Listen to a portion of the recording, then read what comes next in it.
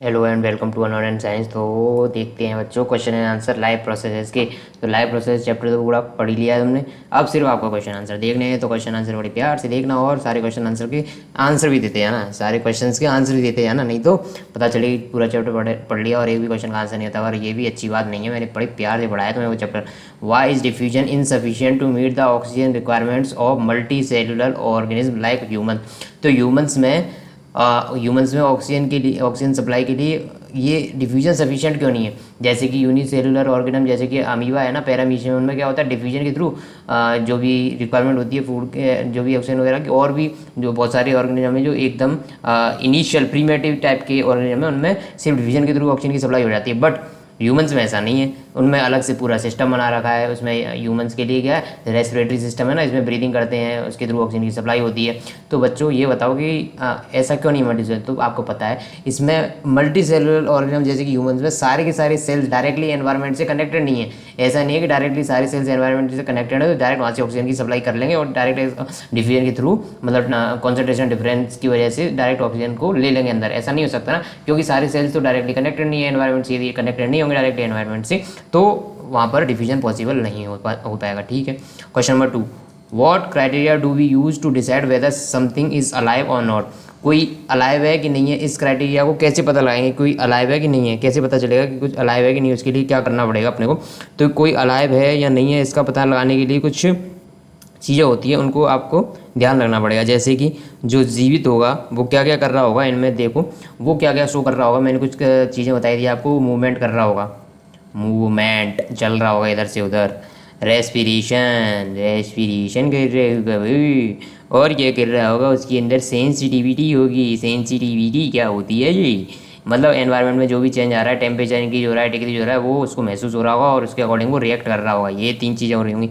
और वो क्या कर रहा होगा बच्चों, फोर्थ न्यूट्रिशन, खाना पीना खा रहा होगा, खाना पीना ले रहा होगा, न्यूट्रिशन कर रहा, प्रोसेस शो कर रहा होगा।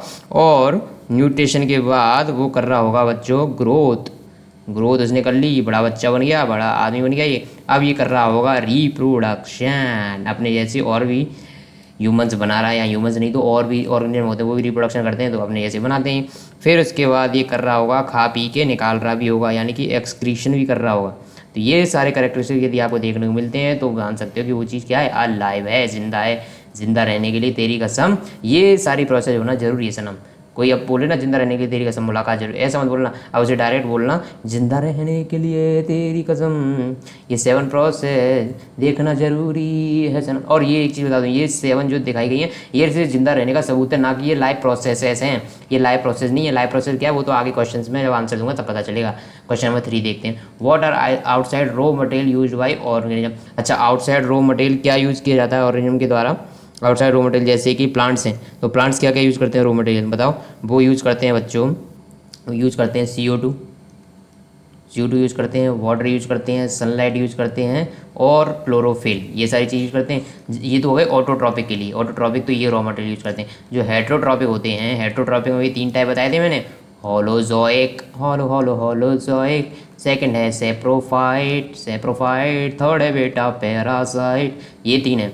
होलोजोइक जो अपनी तरह होते हैं, बाहर से क्या करते हैं, वो बाहर से खाना लेते हैं और उसको अंदर डाइजेस्ट करते हैं। सेप्रोफाइट बाहरी खाने को डाइजेस्ट कर लेते हैं, कुछ केमिकल निकालते हैं अंदर से और बाहर खाना डाइजेस्ट कर ले अंदर ले जाते हैं। पैरासिटिक ये मतलब जियो और जीने दो नारा देते हैं, मतलब खुद भी जीवित रहते हैं और सामने वाले को भी जीवित रखते हैं, मारते नहीं इसको बट उसका खून चूसते रहते हैं। ऐसे इसमें पैरासिटिक, इन तीनों के एग्जांपल तो मैंने जब लेक्चर पढ़ाया था तब दे दिए थे। बट इनको क्या रिक्वायरमेंट होती है, बाहर से क्या लेते हैं, ये फूड लेते हैं। और फूड में भी क्या लेते हैं, न्यूट्रिएंट्स। न्यूट्रिएंट्स में क्या क्या है, ह्यूमन बींग्स क्या लेते हैं, कार्बोहाइड्रेट, प्रोटीन, फैट, ये सारी चीज़ें लेते हैं ना। तो ये सारे फूड की रिक्वायरमेंट होगी इनको, बाहर से ये चीज़ें रॉ मटेरियल ये लेंगे। ठीक है। और इन रॉ मटेरियल के लिए क्या लेते हैं, कार्बोहाइड्रेट, प्रोटीन, फैट के लिए जो रॉ मटेरियल होता है वो होता है इनका फूड लेते हैं बच्चों। मेनली क्या लेते हैं, फूड लेते हैं। और जब ये जो ऑटोट्रॉपिक होते हैं वो ये चीज़ें लेते हैं, CO2, H2, sunlight, chlorophyll. What process would you consider essential for maintaining life, मतलब ये लाइफ प्रोसेस के बारे में पूछ रहा है। तो लाइफ प्रोसेस मैंने बताई थी ना जब चैप्टर पढ़ाया था, इस 4 प्रोसेस पढ़ाई थी ना उसमें। न्यूट्रिशन पढ़ाया था, रेस्पिरेशन पढ़ाया था, ट्रांसपोर्टेशन पढ़ाया था, एक्सक्रीशन पढ़ाया था। खाया, उससे एनर्जी ली, उसको इधर से उधर सप्लाई किया और उसको निकाल दिया, जो बच्चा हुआ वेस्ट है उसको। ये 4 प्रोसेस होती हैं। What are the difference between autotrophic nutrition and heterotrophic nutrition. Auto और हेट्रो में क्या डिफरेंस है, ये क्या होते हैं, ये अपना खाना खुद बनाते हैं। First they made their own food, okay.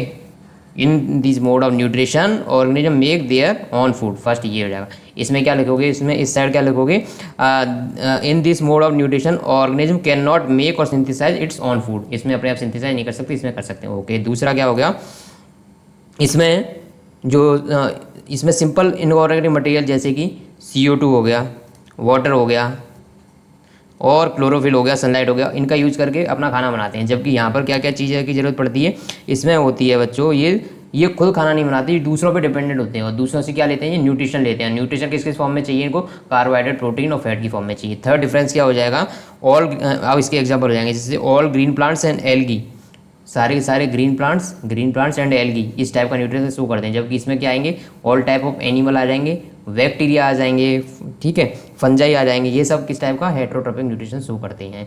Why do plant get each of raw material, अच्छा इसमें सारे एग्जांपल लिख सकते हो, जो भी 3 टाइप थे ना हेटेरोट्रोपिक के, सेप्रोफाइट थे, होलोजोइक थे और पैरासिटिक थे, इन तीनों के कुछ जितने भी एग्जांपल थे वो सारे इसमें लिख सकते हो। अब देखते हैं question number 6, why where do plant get each of raw material require for photosynthesis, अच्छा प्लांट को जितने भी रॉ मटेरियल चाहिए वो ये कहाँ से लेते हैं, अच्छा सबसे पहले CO2 कहाँ से लेते हैं, एनवायरनमेंट से ले लेंगे, ठीक है, अच्छी बात है। CO2 एनवायरनमेंट में कहाँ से आई, अरे तुम सांस ले रहे हो ना बच्चों, सांस में तेरी CO2 निकली तो उसको फोटोसिंथेसिस की याद आई, किसको, प्लांट को, तो CO2 तो आप सांस से छोड़ रहे हो, और CO2 ये खुद भी निकालते हैं प्लांट्स, जो रेस्पिरेशन करते हैं ना, तो ये O2 लेते हैं और CO2 बाहर निकालते हैं, अपने जैसे ही प्रोसेस होता है। बट ये फोटोसिंथेसिस करते हैं, मतलब अपना खाना बनाते हैं, तब ये CO2 बाहर निकालते हैं। तो इनके पास CO2 कहाँ से आई, एक तो ये जो रेस्पिरेशन कर रहे हैं वो CO2 बाहर निकाल रहे हैं, उसी CO2 का यूज़ कर लेंगे ये, ठीक है, ये काम ही हो गया। और बाहर एनवायरमेंट में तो CO2 भरी पड़ी है, अपन CO2 छोड़ने लगातार बहुत से। नंबर 2, इनको चाहिए वाटर, और वाटर कहाँ से आएगा, सॉइल से, सॉइल से किसके थ्रू ये ऊपर जाता है, ascent of SAP, ascent of SAP होता है ना। और एसेंट ऑफ सैप होने के क्या क्या रीजन थे, मैंने बताया था, एक तो था रूट प्रेशर, दूसरा था ट्रांसपिरेशन या सक्शन पुल, ट्रांसपिरेशन पुल, और इसी को बोलते हैं suction pull.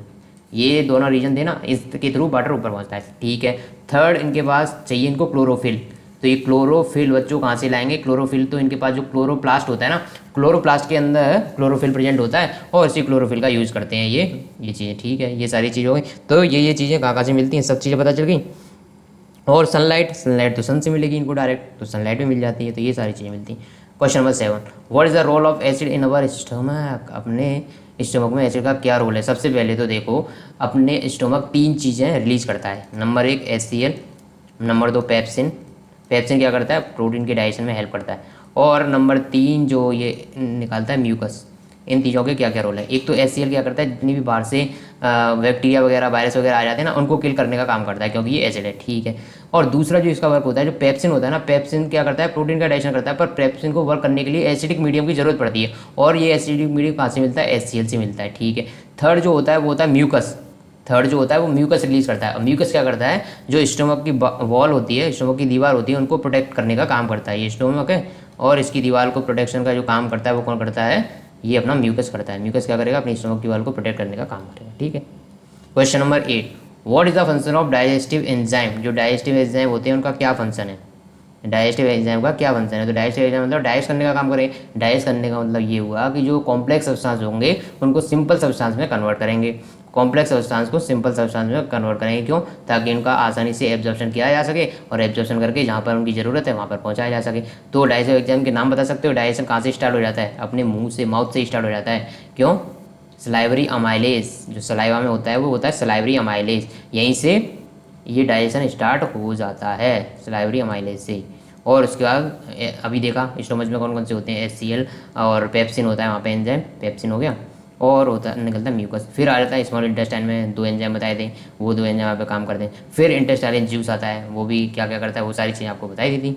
How is small intestine design to absorb digested food, small intestine कैसे डिजाइन होती है कि वो आपको आपके जो फूड को डाइजेस्ट कर देती है, जो डाइजेस्टेड फूड होता है उसको एब्जॉर्ब कर लेती है। तो क्या होता है, इसमें होती है विलाई, विलाई ऐसी स्ट्रक्चर होती है जो सरफेस एरिया जिनका बढ़ जाता है, ये विलाई किससे अटैच होती है, स्मॉल इंटेस्टाइन से, इससे सरफेस एरिया बढ़ जाता है, और सरफेस एरिया बढ़ जाएगा तो इससे मैक्सिमम एब्जॉर्प्शन होता है इनमें। क्यों होता है मैक्सिमम एब्जॉर्प्शन, क्योंकि सरफेस एरिया बढ़ गया तो एब्जॉर्प्शन भी मैक्सिमम होगा। और इनके साथ साथ में जुड़ी हुई है ब्लड वेसल्स, ब्लड वेसल इनके साथ जुड़ी हैं। तो ब्लड वेसल्स में क्या होता है कि अब इनके पास इन्होंने एब्जॉर्व कर लिया फूड, वो जाएगा ब्लड वेसल्स को जाएगा, और ब्लड वेसल्स क्या करेंगी, ब्लड वेसल्स ये करेंगी कि धीरे धीरे इस फूड को ट्रांसपोर्ट करती रहेंगी और जहाँ पे इनकी जरूरत है वहाँ तक ये पहुँचा देंगी। इस तरह से ये डिजाइन होती हैं। विलाइस मेन काम करती हैं, विलाई सरफेस एरिया बढ़ा देती हैं। Question number 10, what advantage over aquatic organism does it terrestrial organism have with regard to obtain oxygen for respiration. अच्छा, तो देखो ये पूछना चाह रहे हैं कि जो ज़मीन पे ऑर्गेनिज्म रहते हैं उनको क्या एडवांटेज होता है as compare to aquatic organism की। तो उनको ये वो होता है एडवांटेज कि वो डायरेक्टली एनवायरनमेंट से ऑक्सीजन लेते हैं ना, जैसे अपन रेस्पिरेशन करते हैं तो ऑक्सीजन कहाँ से लेते हैं, डायरेक्टली एनवायरनमेंट से एयर लेते हैं और अपना ब्लड क्या करता है उससे ऑक्सीजन को निकाल लेता है। कैसे निकाल लेता है, क्योंकि ब्लड के अंदर होता है आरबीसी और आरबीसी में होता है हीमोग्लोबिन। हीमोग्लोबिन क्या करता है, अच्छी एफिनिटी रखता है ऑक्सीजन के साथ, तो ये ऑक्सीजन को अपने ऊपर एकदम सवार कर लेता है और उसको ट्रांसपोर्ट करा के ले जाता है।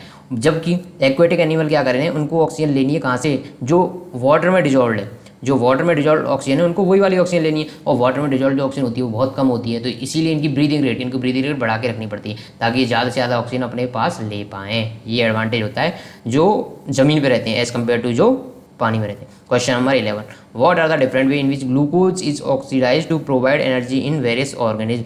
तो ग्लूकोज से एनर्जी लेने के क्या प्रोसेस है। सबसे पहले तो ये ग्लूकोज कन्वर्ट होता है C6H12O6 जो है ये पायरुवेट में कन्वर्ट होता है। पायरुवेट ये 3 कार्बन वाला, इसमें होते हैं 3 कार्बन। फिर इसका 3 तरह से 3 प्रोसेस होंगी रेस्पिरेशन की। एक होती है एरोबिक, मतलब इसमें ऑक्सीजन भरपूर अमाउंट में होगा, ऑक्सीजन की प्रेजेंस में होती है। तो यहाँ पे बनता है CO2 H2O और साथ में बनती है एनर्जी। कौन सी एनर्जी, एनर्जी। फिर होता है लैक ऑफ ऑक्सीजन, मतलब ऑक्सीजन तो है बट ऑक्सीजन की कमी है, तो वहाँ पे बनता है बच्चों lactic acid. Lactic acid plus energy यहाँ पे भी बनती है, ठीक है। फिर उसके बाद होता है एब्सेंस ऑफ ऑक्सीजन, यानी कि एन एरोबिक, यहाँ पे ऑक्सीजन नहीं, एन एरोबिक रेस्पिरेशन। यहाँ पे बताओ क्या बनेगा, यहाँ पे जो बनता है उसको बोलते हैं बच्चों एथेनॉल। एथेनॉल, इसमें कितने कार्बन होते हैं, 2 कार्बन। एथेनॉल बनता है यहाँ पर और CO2 और एनर्जी मिलती है। तो सबसे ज़्यादा एनर्जी किस में रिलीज होती है, एरोबिक रेस्पिरेशन में। एरोबिक रेस्पिरेशन में सबसे ज़्यादा एनर्जी क्यों रिलीज होती है, कोई ये पूछ ले तो क्या बताओगे, क्योंकि उसमें जो ब्रेक डाउन होता है वो कंप्लीट होता है, कंप्लीट ब्रेकडाउन होता है। कंप्लीट ब्रेकडाउन होने की वजह से वहाँ पे मैक्सिमम अमाउंट ऑफ एनर्जी निकलती है। और ये लैक्टिक एसिड कहाँ पे बनता है, ये बनता है अपनी मसल्स में। जब एक्सरसाइज वगैरह करते हैं तो मसल्स के पास ऑक्सीजन की कमी हो जाती है और वहाँ पे लैक्टिक एसिड बन जाता है। और लैक्टिक एसिड क्या बनाता है, क्रैम्प, यानी कि वहाँ पे दर्द महसूस होता है। इसीलिए एक्सरसाइज करते टाइम ब्रीदिंग का भी प्रॉपर ध्यान रखना चाहिए। और एथेनॉल कहाँ बनता है ईस्ट वगैरह में। जब फर्मेंटेशन की प्रोसेस होती है ईस्ट वगैरह में, वहाँ पर एथेनॉल बनता है, क्योंकि वहाँ पे एन एरोबिक यानी कि ऑक्सीजन की एब्सेंस में जो प्रोसेस कराई जाती है, जैसे कि आपने सुना होगा कुछ जो ऐसी प्रोसेस सुनी है ना आपने, यहाँ पे एन एरोबिक रेस्पिरेशन कराया जाता है, जिससे कि ये इंटेंशनली कराई जाती है। जैसे कि एथेनॉल बन रहा है, एथेनॉल क्या है, ये है शराब, यानी कि एथेनॉल का यूज़ किया जाता है ना, लिक्वर है, तो लिक्वर बनाने के लिए ये वाला फर्मेंटेशन प्रोसेस का यूज़ किया जाता है, ठीक है। Okay, question number 12, how is oxygen and CO2 transported in human being. Human being में ऑक्सीजन का और CO2 का ट्रांसपोर्टेशन कैसे होता है। तो ऑक्सीजन का ट्रांसपोर्टेशन कैसे होता है ये तो मैंने अभी भी बताया तुम्हें कैसे होता है, क्योंकि ब्लड होता है, ब्लड ओके ब्लड है, ब्लड में होती है आरबीसी में होता है हीमोग्लोबिन होता है। और हीमोग्लोबिन क्या करता है, ऑक्सीजन के साथ बॉन्डिंग और दोस्ती रखता है। इसकी ऑक्सीजन के साथ अच्छी बॉन्डिंग यानी कि अच्छी खासी दोस्ती होती है। तो ये क्या करता है, एक हीमोग्लोबिन 4 ऑक्सीजन को अपने साथ जोड़ सकता है। तो ये 4 ऑक्सीजन को जोड़ता है और इसको लेके चल देता है, ठीक है, ये ले गया। फिर CO2 जो मतलब कहाँ से, जितने रेस्पिरेशन प्रोसेस हो रही है ना हर एक सेल में, तो वहाँ से CO2 रिलीज हो रही है। CO2 कैसे आएगी अब लंग्स तक, ताकि उसको बाहर निकलाया जा सके, तो वो आएगी ऐसे, CO2 डिजॉल्व हो जाती है किसमें, वाटर में। ये वाटर में अच्छी तरह डिजॉल्व हो जाती है। और आप जानती हो कि अपने पास है ब्लड में है प्लाज्मा, और प्लाज्मा बना हुआ है 95% वाटर से ही। तो वाटर इतना ज़्यादा है, वाटर में डिजॉल्व होकर CO2 आएगी और एल्वेलाई में चली जाएगी, और एल्वेलाई से फिर वापस रास्ते से इसको बाहर भेज दिया जाएगा, नाक के थ्रू बाहर निकाल देंगे अपन, ठीक है। How are lungs designed in human being to maximise area for exchange. अच्छा, लंग्स में ऐसा क्या होता है ताकि वो मैक्सिमम एक्सचेंज एरिया उनको मिल जाता है। तो लंग्स में मैंने अभी आपको बताया ही था, सबसे पहले लंग कैसे काम होता है वो पूरा पता ही है, नॉस्ट्रेल, फिर लेरिक्स फेरिक्स वाला प्रोसेस बता दिया था क्या होता है, फेरिक्स क्या होता है, लेरिक्स ये सब बता दिया था। उसके बाद जाता है किसमें, ये जाएगा ट्रैकिया में। ट्रैकिया में क्या होते हैं, ये कार्टिलेज होते हैं, रिंग्स ऑफ कार्टिलेज होती हैं जो कि इसको कोलैप्स होने से बचाती है। उसके बाद आते हैं ब्रोंकाई, 2 ब्रोंकाई होते हैं, फिर ब्रोंकाई फर्दर डिवाइड हो जाते हैं ब्रोंक्यूल्स में। तो ये देखो ब्रोंकाई किस में डिवाइड हुई, ब्रोंकियल्स में। तो यहाँ पे सरफेस एरिया काफ़ी बढ़ गया क्योंकि ये छोटे छोटे उसमें डिवाइड हो गया। उसके बाद ब्रोंक्यूल्स में होते हैं एल्वोलाई, एल्वोलाई से और भी ज़्यादा सरफेस एरिया बढ़ जाता है। सरफेस एरिया इस तरह से बढ़ जाता है और सरफेस एरिया यदि बढ़ गया तो गैस का एक्सचेंज आराम से हो जाएगा। और इन्हीं एल्वोलाई से कौन जुड़ी रहती है, ब्लड वेसल जुड़ी रहती हैं जो कि सप्लाई करती है, मतलब जो ऑक्सीजन आएगी ना यहाँ पे, ऑक्सीजन की सप्लाई इस ब्लड में हो जाएगी और ऑक्सीजन को लेकर चली जाएंगी। Question number 14, what are the component of transport system in human being, what are the function of this component, what are the component of transport system in human being. Human being में transport system क्या क्या है, what are the function of this component, इन इनके function क्या क्या है, transportation system कैसे होता है, पहले ये बताओ। ह्यूमन बीइंग में ये होता है बच्चों ब्लड के थ्रू, किसके थ्रू, ब्लड के थ्रू। और ब्लड के थ्रू कैसे होता है ये पूरा प्रोसेस मैं तुम्हें समझा चुका हूँ। इसके लिए तुम क्या करो, लेक्चर देख लो रे बच्चों, लेक्चर देख लो रे बच्चों, ठीक है। उसके लेक्चर देख लो, फिर आपको पता चलेगा कि सर्कुलेटरी सिस्टम के क्या क्या पार्ट हैं। तो नंबर 1 जो पार्ट है अपना है प्यार सा हार्ट। हार्ट कैसे वर्क करता है मैं यहाँ नहीं समझाऊंगा क्योंकि उसकी वर्किंग पूरी तुम्हें लेक्चर में समझनी पड़ेगी। हार्ट के बाद आता है ब्लड, ब्लड ट्रांसपोर्टेशन का काम करता है वहाँ पर।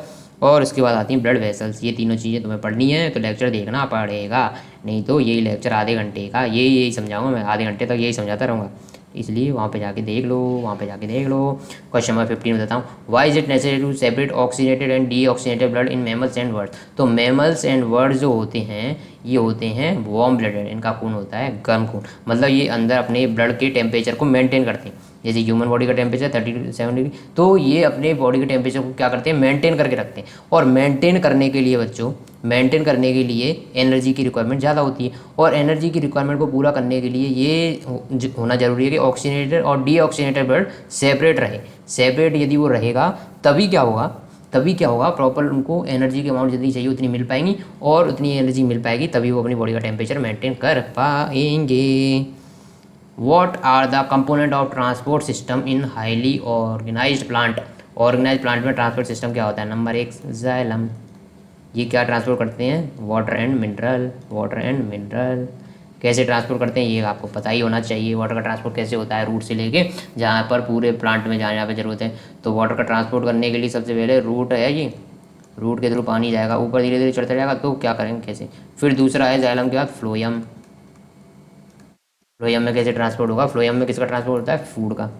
और फूड का ट्रांसपोर्ट कहाँ से होता है, लीव्स से होता है और पूरे के पूरे पेड़ तक होता है, ऊपर भी जाता है नीचे भी जाता है। वाटर एंड मिनरल्स का ट्रांसपोर्ट कैसे होता है ये देखते हैं। तो वाटर एंड मिनरल का ट्रांसपोर्ट ऐसे होता है बच्चों, इसका जो रीजन है एसेंट ऑफ सेप, इसको बोलते हैं ascent of sap. Ascent of sap 2 तरीके से होता है। नंबर 1 तो होता है बच्चों, नंबर 1 तो होता है ट्रांसपिरेशन पुल या सक्शन पुल, ट्रांसपिरेशन पुल और सक्शन पुल के थ्रू। और जो दूसरा होता है बच्चों ट्रांसपिरेशन और सक्शन पुल के थ्रू, रूट प्रेशर, इनसे जाइलम। और जाइलम में मेन जो ट्रांसफ़र होता है वो होता है बच्चों ट्रैकिड्स एंड वेसल। जो जाइलम में क्या क्या चीज़ होती है, वेसल्स एंड ट्रैकिड्स, ये मेन ट्रांसपोर्टेशन मतलब वाटर के ट्रांसपोर्टेशन का काम करते हैं। ट्रैकिड्स एंड वेसल, क्या क्या, ट्रैकिड्स एंड वेसल, ठीक है। और फिर होता है फ्लोयम का ट्रांसपोर्ट, मतलब फूड का ट्रांसपोर्ट। और फूड के ट्रांसपोर्ट के लिए चाहिए होती है एटीपी के फॉर्म में एनर्जी।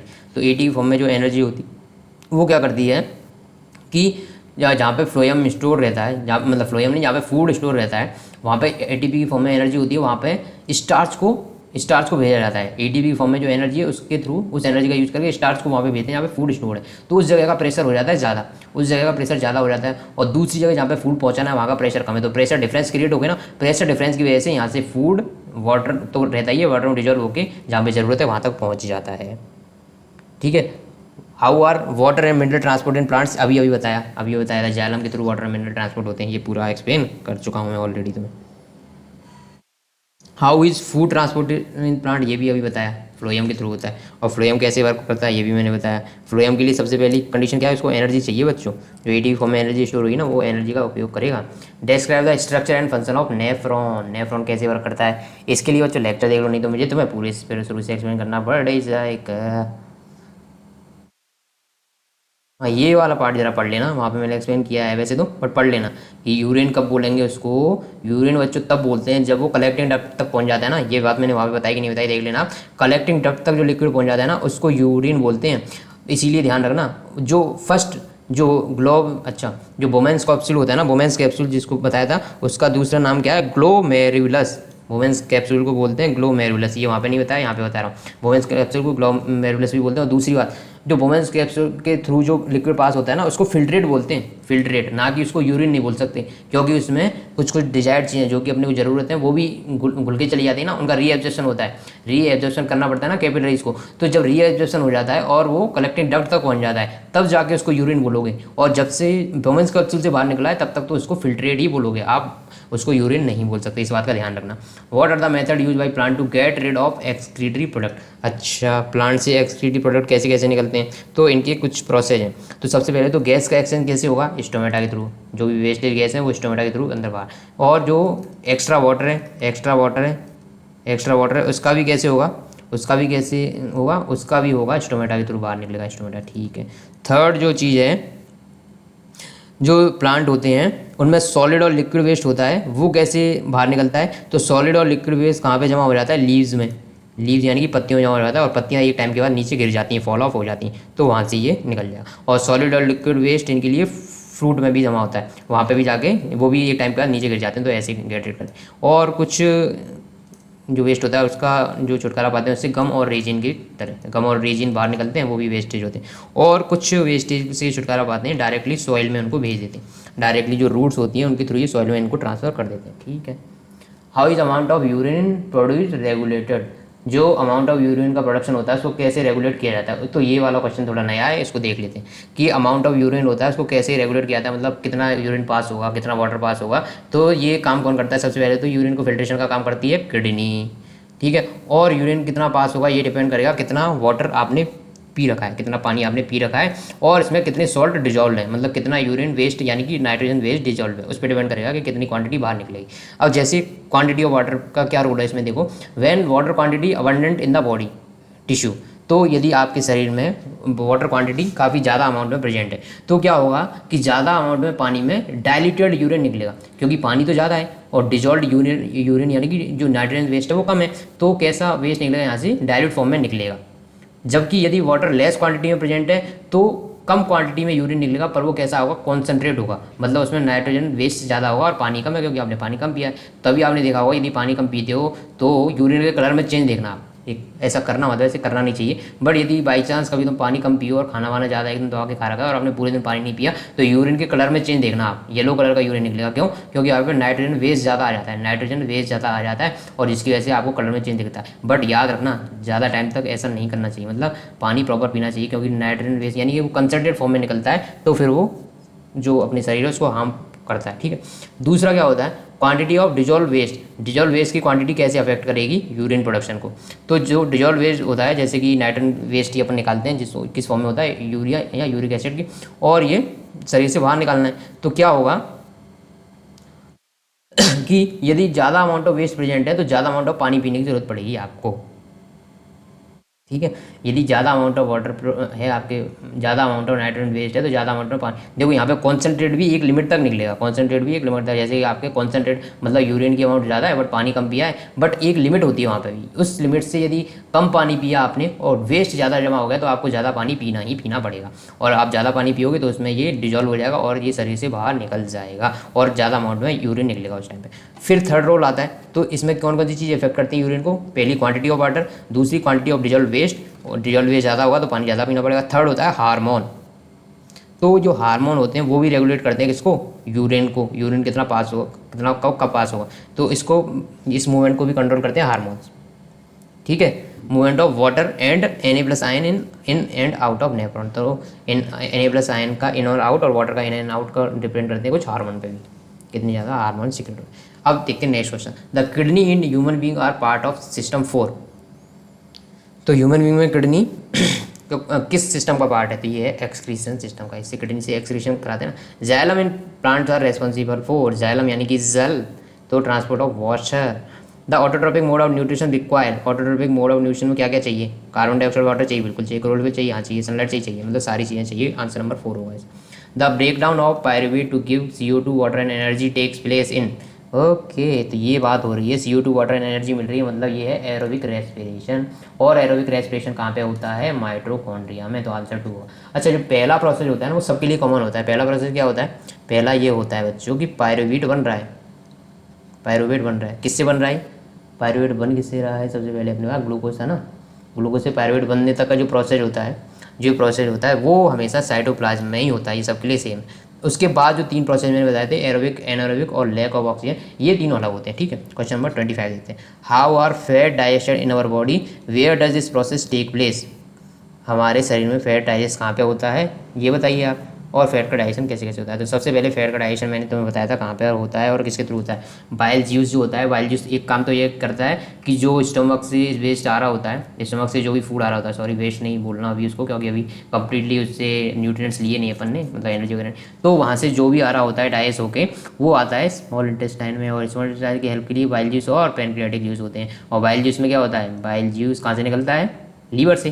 और बाइल जूस क्या काम करता है? एक तो उसको एल्कलाइन बनाता है, जो भी सब्सटेंस आ रहा है उसको एल्कलाइन, दूसरा वो करता है फैट का एमल्सिफिकेशन, मतलब फैट को छोटे छोटे टुकड़ों में तोड़ता है। तो एक तो फैट का एमल्सिफिकेशन ये बाइल जूस के थ्रू होता है।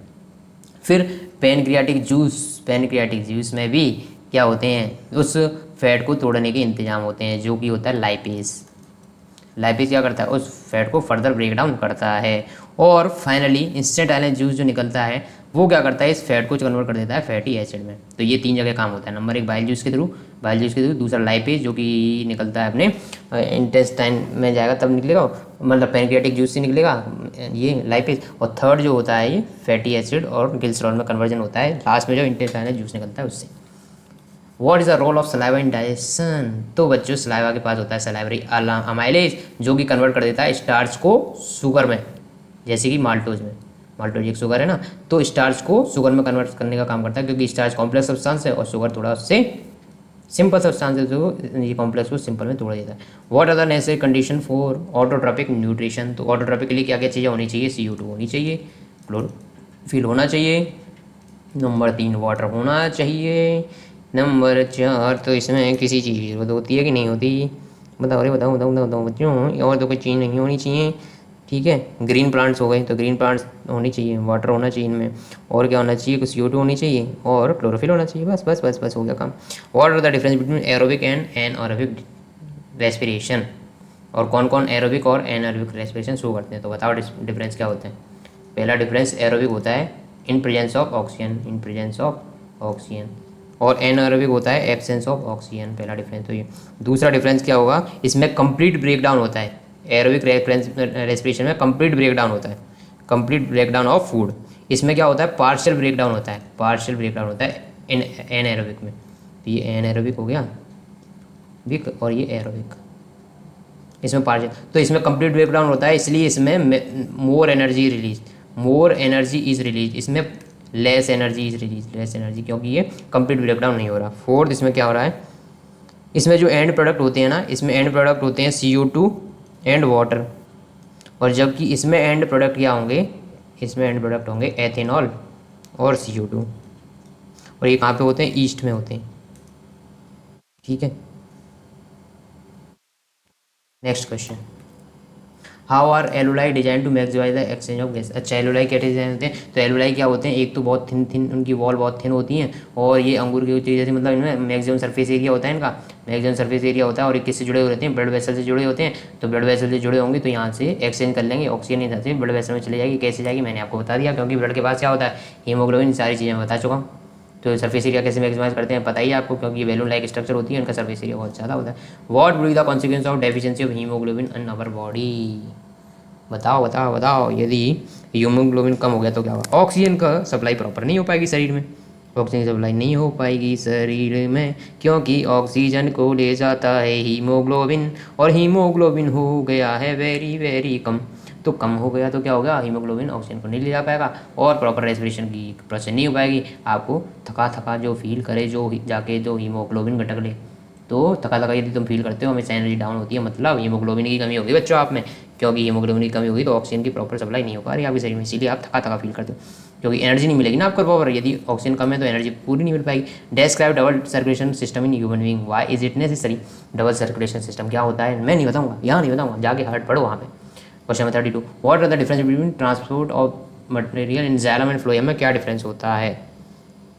जाइलम यानी कि किसका ट्रांसफर करते हैं? वाटर एंड मिनरल्स का, रूट से लेके लीव्स और अदर पार्ट्स ऑफ प्लांट में। फ्लोएम क्या करते हैं?